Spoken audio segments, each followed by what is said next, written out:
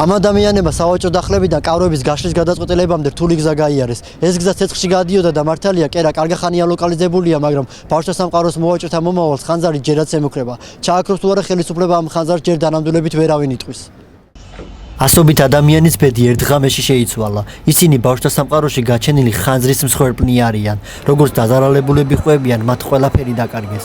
ზარალი იმდენად დიდია, რომ სახელმწიფოს დახმარების გარეშე მათ ცხოვრების ხელახლა აწყობა ვერც კი წარმოუდგენიათ.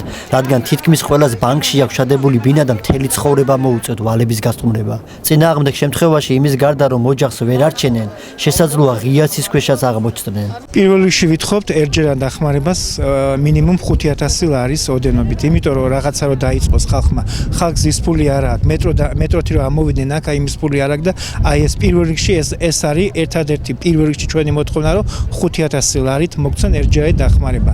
ამის მერე ვიწყებთ უკვე სამართლებრივად ჩვენი ზარალის ანაზღაურების მოთხოვნას. უკვე მეორედ დაგვწვეს ერთხელ აფხაზეთში და მეორედ აქ, რამდენჯერ შეიძლება საკუთარ ქვეყანაში იყო დევნილი. არ მინდა არაფერი დამიბრუნონ ჩემი აფხაზეთი და დამაბრუნონ ჩემ აფხაზეთში. მივესალმები აქედან აფხაზეთს. ასობით ადამიანის უკან დგანან მათი ოჯახები, რომელთა ბედიც ასევე გაურკვეველია, რადგან მათი განმარტებით ოჯახის ძირითადი შემოსავალი სწორედ ბავშვთა სამყაროში ვაჭრობა იყო. ბავშვთა სამყაროს ხანძარს უკავშირდება ერთი სამწუხარო ამბავიც. შუახლის მამაკაცი სტრესის შედეგად გულის შეტევით გარდაიცვალა. მისი მეუღლე ახლაც აქციაზე იმყოფება და ითხოვს სახელმწიფოს მხრიდან დახმარებას. აქციის მონაწილეები პირველ რიგში პრემიერ-მინისტრთან შეხვედრას და პირველადი დახმარების სახით 5000 ლარის მიღებას ითხოვენ, რათა ხელახლა რომ მცირე ბიზნესის წამოწყება, ხოლო პარალელურად სიების შედგენასა და ზარალის ანაზღაურების მოთხოვნასაც აყენებენ. წინააღმდეგ შემთხვევაში პროტესტის უკიდურესი ზომებით იმუქრებიან. ამ ორი თვის მანძილზე ვარ დღემდე გადმორიცხული თანხებით, ვინც ნათესავი მყავდა, შინაური მყავდა, თანაკლასელი მყავდა, ყველას დიდი მადლობა მინდა გადაუხადოთ თქვენი წყალობით. დღემდე მომყვება ეს თანხა, სწრაფი სესხი გამაკეთე იმის გამო, რომ ქირით ცხოვრობ და მუსიკის ფული და ცეკვის ფული გადამეხადა. კიდევ ვიმეორებ, ჩემი შვილის მომავალი ჩემ კვებაზე აღარ არის ლაპარაკი და ჩემი მეუღლის და ჩემი ოჯახის წევრები, ჩემი შვილის მომავალი ინგრევა. 21 მარტს დაზარალებულებმა დაანონსეს, რომ მთავრობის კანცელარიასთან გაშლიდნენ კარავს და გააგრძელებდნენ შიმშილობას მანამ, სანამ მთავრობის წარმომადგენლები არ მოვიდოდნენ და მათი მოთხოვნები არ დაკმაყოფილდებოდა. მათ კარავი გაშალეს კიდეც, მაგრამ ადგილზე მობილიზებულმა პოლიციამ დაზარალებულებს კარავი წაართვა, ხოლო იქ მოთავსებული დაარბია, რითაც ადვოკატის განცხადებით მოხდა სისხლის სამართლის დანაშაული, რადგან დემონსტრანტებს სრული უფლება ჰქონდათ პროტესტის ამ ზომისთვის მიემართათ. ადვოკატი პოლიციის ქმედების გასაჩივრებას პროკურატურაში აპირებს. გავიდა. კამერები გავიდა.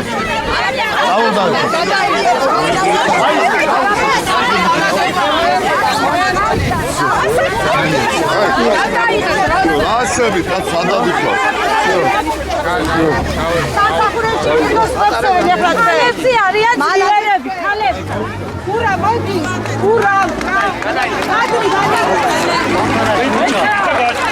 ამ ადამიანებმა ერთი კვირით ადრე აცნობეს ქალაქ მერიამ, თქვენ ნახეთ მერის განცხადება, თქვენ ნახეთ ადმინისტრაციის განცხადება, რომ მათი მოთხოვნა არის კანონიერი, არავის არ აქვს უფლება, რომ მათ ხელი შეუშალონ აი მათი უფლების განხორციელებაში. ხელი შეშლა ის, რომ ამ ადამიანებს ვინმე ხელი შეუშალოს აქ კარავის არ დადგმაში, ეს არის სისხლის სამართლებრივი დანაშაული, რომელიც იჯება კანონით. აქედან გამომდინარე, ცალსახად ვაცხადებ, რომ არის კანონიერი და ეს დღემდე უნდა განხორციელებულიყო და დღემდე მათ ხელი ეშლებოდა თამაში. დღეს ნახეთ, რომ მოვიდნენ ეს ადამიანები, ჩვენ ვაანონსებდით, რომ ამიტომ იყო საჭირო, რომ ხელისუფლებებიდან დროული და სწრაფი ყურადღება და თანაგრძნობა მათი. არავის კიდევ ამბობ ცალსახად სისხლის სამართლის 171 მუხლის დანაშაულია, ვინც ამ ადამიანებს ხელს შეუშლის აი ამ თავიანთი უფლების განხორციელებაში. ერთადერთი შეღავათი, რომელიც სახელმწიფო მოვაჭრეებს ბანკებთან შუამდგომლობისას გაუწია, ისაა, რომ მათ 6 თვის განმავლობაში გადასახადების გადახდა არ მოუწევთ. თუმცა, როგორც თავად ამბობენ, 6 თვის შემდეგ თანხა 3-ჯერ მეტი პროცენტი დაუანგარიშდებათ. ბანკებზე კიდე მთლად რა ვიცი, ყველანაირ გაჭირებულ ადამიანს მართლა ქვა აღმარში ეწევა, ისეა ჩვენი საქმე. ბანკებიც არანაირ შეღავათს არ გვიკეთებენ, პირიქით პროცენტის გადაგვივადეს 6 თვე, მაგრამ ის გადავადება არ არის, ის უნდა შეეჩერებიათ. თუ არ გადავიხდით პროცენტს, მაშინ იყო ბანკების გადავადება და გადაწევა და ეხლა ბანკებიც მთლიანად პროცენტს გვახტევიებენ. მოვაჭრეებს ეჭვი აქვს, რომ ხანძარი შემთხვევითი არ იყო. როგორც ისინი პირად საუბრებში ყვებიან, სამაშველო სამსახური, რომელიც ადგილზე მივიდა, ცეცხლს წყალს არ ასხამდა.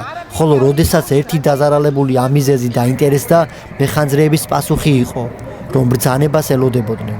ბრძანება კი 2 საათის დაგვიანებით მოვიდა.